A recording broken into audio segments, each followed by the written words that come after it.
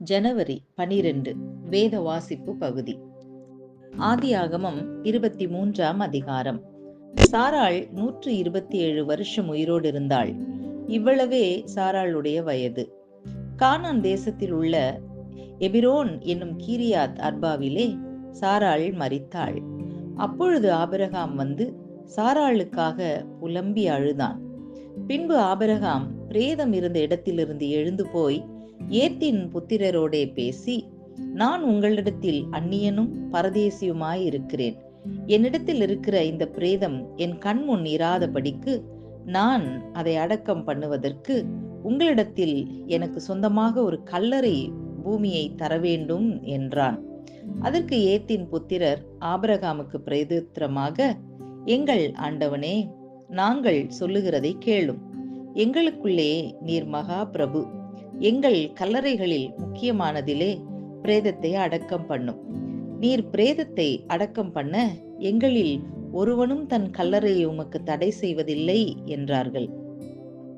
அப்பொழுது ஆபிரகாம் எழுந்திருந்து ஏத்தின் புத்திரராகிய அத்தேசத்தாருக்கு வந்தனம் செய்து அவர்களோடே பேசி, என்னிடத்தில் இருக்கிற பிரேதம் என் கண் முன் இராதபடிக்கு நான் அதை அடக்கம் பண்ண உங்களுக்கு சம்மதியானால், நீங்கள் என் வார்த்தையை கேட்டு சோகாருடைய குமாரனாகிய எப்பரோன் தன் நிலத்தின் கடைசியிலே இருக்கிற மக்பேலா என்னப்பட்ட குகையை எனக்கு சொந்தமான கல்லறை பூமியாயிருக்கும்படி தர வேண்டும் என்று அவரிடத்தில் எனக்காக வேண்டிக் கொள்ளுங்கள்.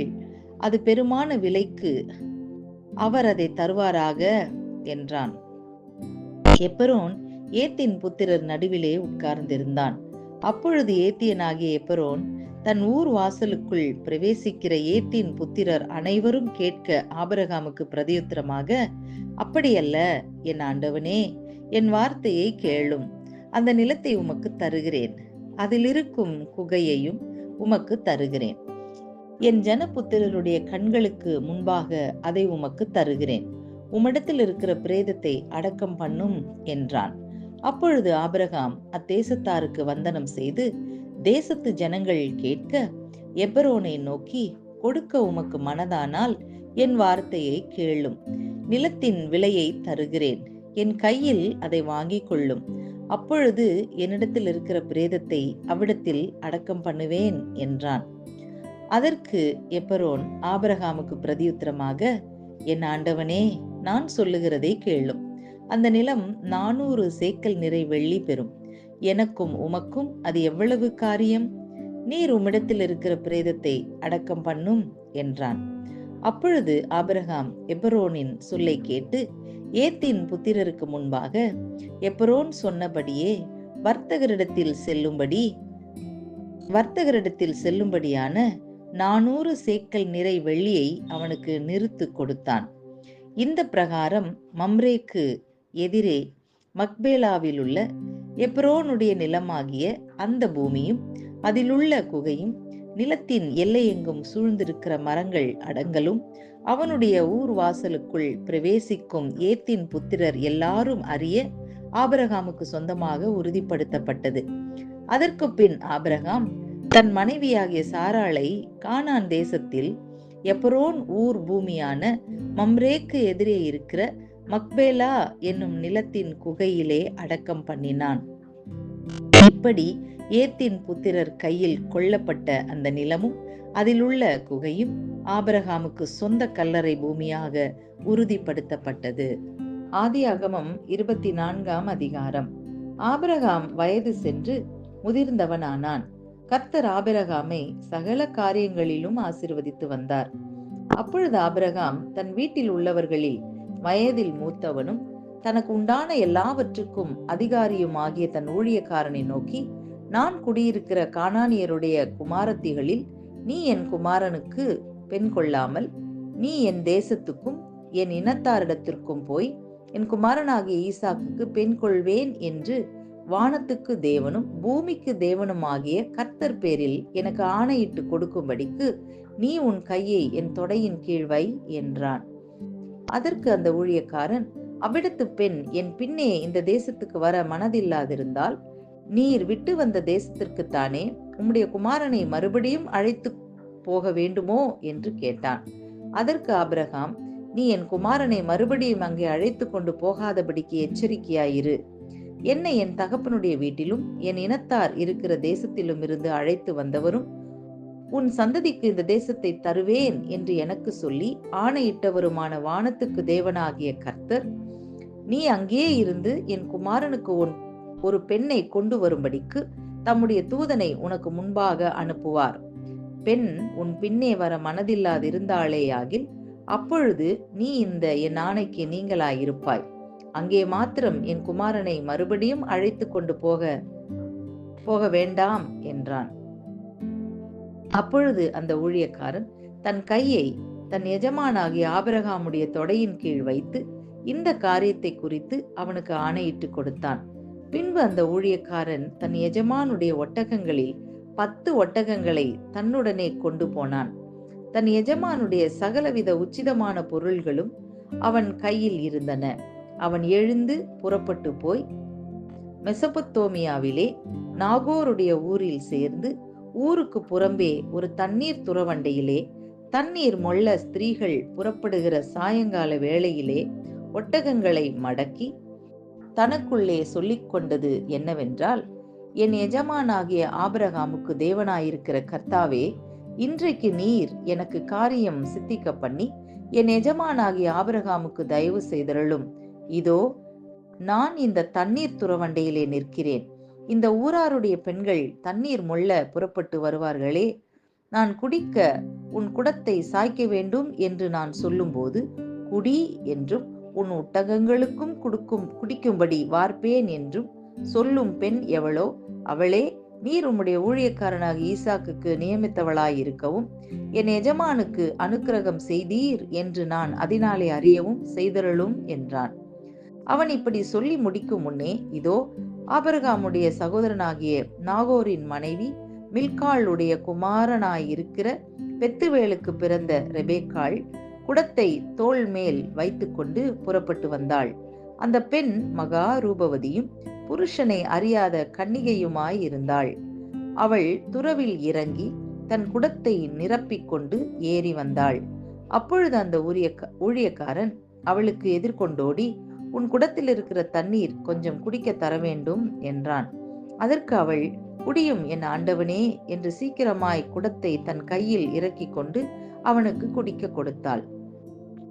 கொடுத்த பின், உம்முடைய ஒட்டகங்களுக்கும் குடித்து தீரு மட்டும் அவைகளுக்கும் மொண்டு வார்ப்பேன் என்று சொல்லி சீக்கிரமாய் தன் குடத்து தண்ணீரை தொட்டியிலே ஊற்றிவிட்டு இன்னும் மொண்டு வர துறவண்டையில் ஓடி அவனுடைய ஒட்டகங்களுக்கெல்லாம் மொண்டு வார்த்தாள். அந்த மனிதன் அவளை குறித்து ஆச்சரியப்பட்டு, கர்த்தர் தன் பிரயாணத்தை வாய்க்க பண்ணினாரோ இல்லையோ என்று அறியும் பொருட்டு மௌனமாயிருந்தான். ஒட்டகங்கள் குடித்து தீர்ந்த பின் அந்த மனிதன் 1/2 சேக்கல் எடையுள்ள பொற்காதனியையும் அவள் கைகளுக்கு 10 சேக்கல் எடை பொன்னுள்ள 2 கடகங்களையும் எடுத்து கொடுத்து, நீ யாருடைய மகள்? எனக்கு சொல்ல வேண்டும்.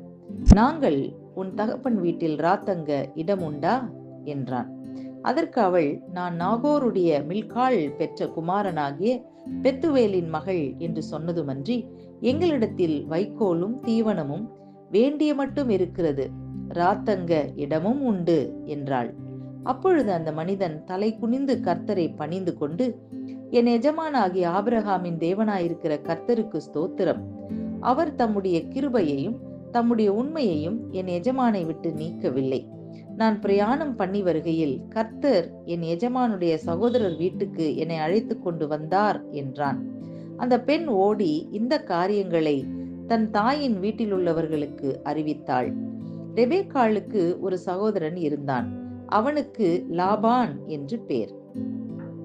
அந்த லாபான் வெளியே துறவண்டையில் இருந்த அந்த மனிதனிடத்துக்கு ஓடினான். அவன் தன் சகோதரி தரித்திருந்த அந்த காதணியையும் அவள் கைகளில் போட்டிருந்த கடகங்களையும் பார்த்து, இன்னபடி அந்த மனிதன் என்னோட பேசினான் என்று தன் சகோதரி ரெபேக்காள் சொன்ன வார்த்தைகளை கேட்ட மாத்திரத்தில் அந்த மனிதனிடத்தில் வந்தான். அவன் துறவு அருகே ஒட்டகங்கள் அண்டையில் நின்று கொண்டிருந்தான். அப்பொழுது அவன், கர்த்தரால் ஆசீர்வதிக்கப்பட்டவரே, உள்ளே வாரும், நீர் வெளியே நிற்பானேன்? உமக்கு வீடும் ஒட்டகங்களுக்கு இடமும் ஆயத்தம் பண்ணியிருக்கிறேன் என்றான். அப்பொழுது அந்த மனிதன் வீட்டுக்கு போனான். லாபான் ஒட்டகங்களின் கட்டவிழ்த்து ஒட்டகங்களுக்கு வைக்கோலும் தீவனமும் போட்டு அவனும் அவனோடே வந்தவர்களும் தங்கள் கால்களை கழுவிக்கொள்ள தண்ணீர் கொடுத்தான். பின்பு அவனுக்கு முன்பாக போஜனம் வைக்கப்பட்டது. அப்பொழுது அவன், நான் வந்த காரியத்தை சொல்லும் முன்னே புசிக்க மாட்டேன் என்றான். அதற்கு அவன், சொல்லும் என்றான். அப்பொழுது அவன், நான் ஆபிரகாமுடைய ஊழியக்காரன்.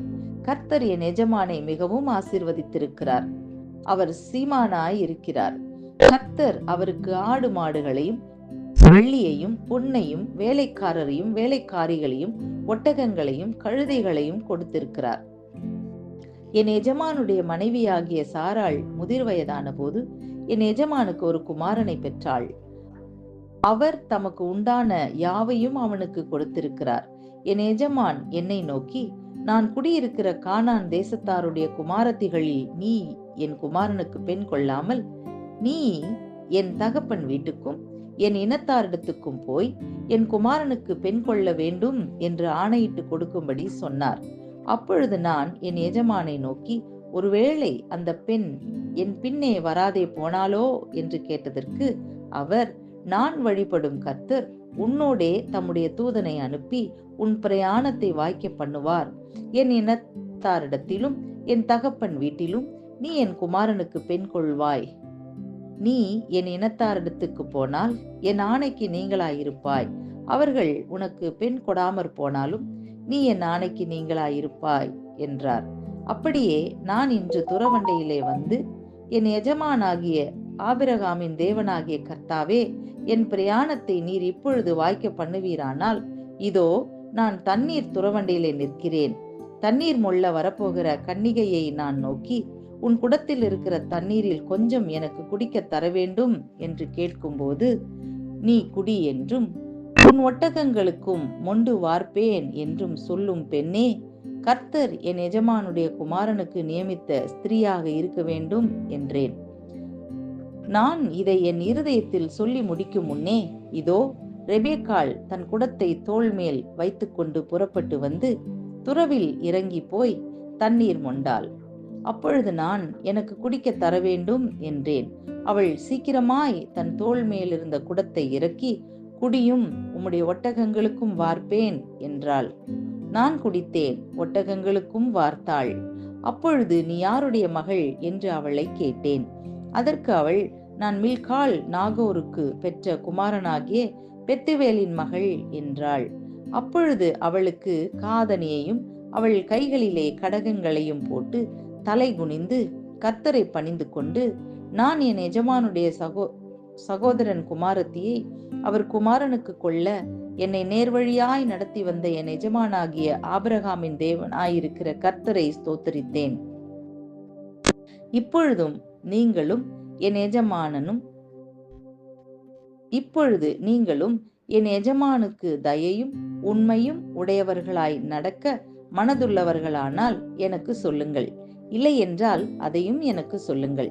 அப்பொழுது நான் வலது புறத்தை ஆகிலும் இடது புறத்தை ஆகிலும் நோக்கி போவேன் என்றான். அப்பொழுது லாபானும் பெத்துவேலும் பிரதியுத்தரமாக, இந்த காரியம் கர்த்தரால் வந்தது. உமக்கு நாங்கள் நலம் புலம் ஒன்றும் சொல்லக்கூடாது. இதோ ரெபேக்காள் உமக்கு முன்பாக இருக்கிறாள். கர்த்தர் சொன்னபடியே அவள் உமது எஜமானுடைய குமாரனுக்கு மனைவியாகும்படிக்கு அவளை அழைத்து கொண்டு போம் என்றார்கள். ஆபிரகாமின் ஊழியக்காரன் அவர்கள் வார்த்தைகளை கேட்டபோது தரை மட்டும் குனிந்து கர்த்தரை பணிந்து கொண்டான். பின்பு அந்த ஊழியக்காரன் வெள்ளியுடைமைகளையும் பொன்னுடைமைகளையும் வஸ்திரங்களையும் எடுத்து ரெபேக்காளுக்கு கொடுத்ததுமன்றி அவளுடைய சகோதரனுக்கும் தாய்க்கும் சில உச்சிதங்களையும் கொடுத்தான். பின்பு அவனும் அவனோடு இருந்த மனிதரும் புசித்து குடித்து ராத்தங்கினார்கள். காலையிலே எழுந்திருந்து அவன் என் எஜமானிடத்துக்கு என்னை அனுப்பிவிடுங்கள் என்றான். அப்பொழுது அவள் சகோதரனும் அவள் தாயும் 10 நாளாகிலும் பெண் எங்களோடு இருக்கட்டும், பிற்பாடு போகலாம் என்றார்கள். அதற்கு அவன், கர்த்தர் என் பிரயாணத்தை வாக்கிய பண்ணியிருக்க நீங்கள் எனக்கு தடை செய்யாதிருங்கள். நான் என் எஜமானிடத்துக்கு போக என்னை அனுப்பிவிட வேண்டும் என்றான். அப்பொழுது அவர்கள் பெண்ணை அழைத்து அவள் வாய் பிறப்பை கேட்போம் என்று சொல்லி ரெபேக்காளை அழைத்து, நீ இந்த மனிதனோட கூட போகிறாயா என்று கேட்டார்கள். அவள் போகிறேன் என்றாள். அப்படியே அவர்கள் தங்கள் சகோதரியாகிய ரெபேக்காளையும் அவள் தாதியையும் ஆபிரகாமின் ஊழியக்காரனையும் அவன் மனிதரையும் அனுப்புவித்து ரெபேக்காளை வாழ்த்தி, எங்கள் சகோதரியே, நீ கோடா கோடியாய் பெருகுவாயாக, உன் சந்ததியார் தங்கள் பகைஞருடைய வாசல்களை சுதந்திரித்துக் கொள்வார்களாக என்று ஆசீர்வதித்தார்கள். அப்பொழுது ரெபேக்காளும் அவள் வேலைக்காரிகளும் எழுந்து ஒட்டகங்கள் மேல் ஏறி அந்த மனிதனோடே கூட போனார்கள். ஊழியக்காரன் ரெபேக்காளை அழைத்து கொண்டு போனான். ஈசாக்கு தென் தேசத்தில் குடியிருந்தான். அப்பொழுது அவன் லகாய்ரோயி என்னப்பட்ட துறவின் வழியாய் புறப்பட்டு வந்தான். ஈசாக்கு சாயங்கால வேளையிலே தியானம் பண்ண வெளியிலே போயிருந்து தன் கண்களை ஏறெடுத்து பார்த்தபோது ஒட்டகங்கள் வர கண்டான். ரெபேக்காளும் தன் கண்களை ஏறெடுத்து ஈசாக்கை கண்டபோது ஊழியக்காரனை நோக்கி, அங்கே வெளியிலே நமக்கு எதிராக நடந்து வருகிற அந்த மனிதன் யார் என்று கேட்டாள். அவர்தான் என் எஜமான் என்று ஊழியக்காரன் சொன்னான். அப்பொழுது அவள் ஒட்டகத்தை விட்டு இறங்கி முக்காடிட்டு கொண்டாள். ஊழியக்காரன் தான் செய்த சகல காரியங்களையும் ஈசாக்குக்கு விவரித்து சொன்னான். அப்பொழுது ஈசாக்கு ரெபேக்காளை தன் தாய் சாராளுடைய கூடாரத்துக்கு அழைத்து கொண்டு போய் அவளை தனக்கு மனைவியாக்கி கொண்டு அவளை நேசித்தான். ஈசாக்கு தன் தாய்க்காக கொண்டிருந்த துக்கம் நீங்கி ஆறுதல் அடைந்தான். சங்கீதம் 12. ரட்சியும் கர்த்தாவே, பக்தி உள்ளவன் அற்று போகிறான். உண்மை உள்ளவர்கள் மனுபுத்திரரில் குறைந்திருக்கிறார்கள். அவரவர் தங்கள் தோழரோடே பொய் பேசுகிறார்கள். இச்சக உதடுகளால் இருமனதாய் பேசுகிறார்கள். இச்சகம் பேசுகிற எல்லா உதடுகளையும் பெருமைகளை பேசுகிற நாவையும் கர்த்தர் அறுத்து போடுவார். அவர்கள் எங்கள் நாவுகளால் மேற்கொள்வோம், எங்கள் உதடுகள் எங்களுடையது, யார் எங்களுக்கு ஆண்டவன் என்று சொல்லுகிறார்கள். ஏழைகள் பாழாக்கப்பட்டது நிமித்தமும் எளியவர்கள் விடும் பெருமூச்சு நிமித்தமும் நான் இப்பொழுது எழுந்து அவன் மேல் சீறுகிறவர்களுக்கு அவனை காத்து சுகமாயிருக்க பண்ணுவேன் என்று கர்த்தர் சொல்லுகிறார். கர்த்தருடைய சொற்கள் மண் குகையில் 7 தரம் உருக்கி புடமிடப்பட்ட வெள்ளிக்கொப்பான சுத்த சொற்களாய் இருக்கிறது. கர்த்தாவே, நீர் அவர்களை காப்பாற்றி அவர்களை என்றைக்கும் இந்த சந்ததிக்கு விலக்கி காத்து கொள்ளுவீர். மனுபுத்திரரில் சண்டாளர் உயர்ந்திருக்கும் போது துன்மார்க்கர் எங்கும் சுற்றித் திரிவார்கள். மத்தேயு 6ஆம் அதிகாரம் 19ஆம் வசனம் முதல் 34ஆம் வசனம் வரை. பூமியிலே உங்களுக்கு பொக்கிஷங்களை சேர்த்து வைக்க வேண்டாம். இங்கே பூச்சியும் துருவும் அவைகளை கெடுக்கும். இங்கே திருடரும் கண்ணமிட்டு திருடுவார்கள். பரலோகத்திலே உங்களுக்கு பொக்கிஷங்களை சேர்த்து வையுங்கள். அங்கே பூச்சியாவது துருவாவது கெடுக்கிறதும் இல்லை, அங்கே திருடர் கண்ணமிட்டு திருடுகிறதும் இல்லை. உங்கள் பொக்கிஷம் எங்கே இருக்கிறதோ அங்கே உங்கள் இருதயமும் இருக்கும். கண்ணானது சரீரத்தின் விளக்காய் இருக்கிறது. உன் கண் தெளிவாயிருந்தால் உன் சரீரம் முழுவதும் வெளிச்சமாயிருக்கும். உன் கண் கெட்டதாயிருந்தால் உன் சரீரம் முழுவதும் இருளாயிருக்கும். இப்படி உன்னில் உள்ள வெளிச்சம் இருளாயிருந்தால் அவ்விருள் எவ்வளவு அதிகமாயிருக்கும்? 2 எஜமான்களுக்கு ஊழியம் செய்ய ஒருவனாலும் கூடாது. ஒருவனை பகைத்து மற்றவனை சிநேகிப்பான், அல்லது ஒருவனை பற்றி கொண்டு மற்றவனை அசட்டை பண்ணுவான். தேவனுக்கும் உலக பொருளுக்கும் ஊழியம் செய்ய உங்களால் கூடாது. ஆகையால் எண்ணத்தை உண்போம், எண்ணத்தை குடிப்போம் என்று உங்கள் ஜீவனுக்காகவும், எண்ணத்தை உடுப்போம் என்று உங்கள் சரீரத்துக்காகவும் கவலைப்படாதிருங்கள் என்று உங்களுக்கு சொல்லுகிறேன். ஆகாரத்தை பார்க்கிலும் ஜீவனும் உடையை பார்க்கிலும் சரீரமும் விசேஷித்தவைகள் அல்லவா? ஆகாயத்து பட்சிகளை கவனித்து பாருங்கள். அவைகள் விதைக்கிறதும் இல்லை, அறுக்கிறதும் இல்லை, களஞ்சியங்களில் சேர்த்து வைக்கிறதும் இல்லை. அவைகளையும் உங்கள் பரமபிதா பிழைப்பூட்டுகிறார். அவைகளை பார்க்கிலும் நீங்கள் விசேஷித்தவர்கள் அல்லவா? கவலைப்படுகிறதுனாலே உங்களில் எவன் தன் சரீர அளவோடு ஒரு முழத்தை கூட்டுவான்? உடைக்காகவும் நீங்கள் கவலைப்படுகிறது என்ன? காட்டு புஷ்பங்கள் எப்படி வளருகிறது என்று கவனித்து பாருங்கள். அவைகள் உழைக்கிறதும் இல்லை, நூற்கிறதும் இல்லை. என்றாலும் சாலமோன் முதலாய் தன் சர்வ மகிமையிலும் அவைகளில் ஒன்றைப் போலாகிலும் உடுத்தி இருந்ததில்லை என்று உங்களுக்கு சொல்லுகிறேன். அற்ப விசுவாசிகளே, இன்றைக்கு இருந்து நாளைக்கு அடுப்பிலே போடப்படும் காட்டுப்புல்லுக்கு தேவன் இவ்விதமாக உடுத்துவித்தால் உங்களுக்கு உடுத்துவிப்பது அதிக நிச்சயமல்லவா? ஆகையால் என்னத்தை உண்போம், என்னத்தை குடிப்போம், என்னத்தை உடுப்போம் என்று கவலைப்படாதிருங்கள். இவைகளையெல்லாம் அஞ்ஞானிகள் நாடி தேடுகிறார்கள். இவைகளெல்லாம் உங்களுக்கு வேண்டியவைகள் என்று உங்கள் பரமபிதா அறிந்திருக்கிறார். முதலாவது தேவனுடைய ராஜ்யத்தையும் அவருடைய நீதியையும் தேடுங்கள், அப்பொழுது இவைகளெல்லாம் உங்களுக்கு கூட கொடுக்கப்படும். ஆகையால் நாளைக்காக கவலைப்படாதிருங்கள். நாளைய தினம் தன்னுடையவைகளுக்காக கவலைப்படும். அந்தந்த நாளுக்கு அதினதின் பாடு போதும்.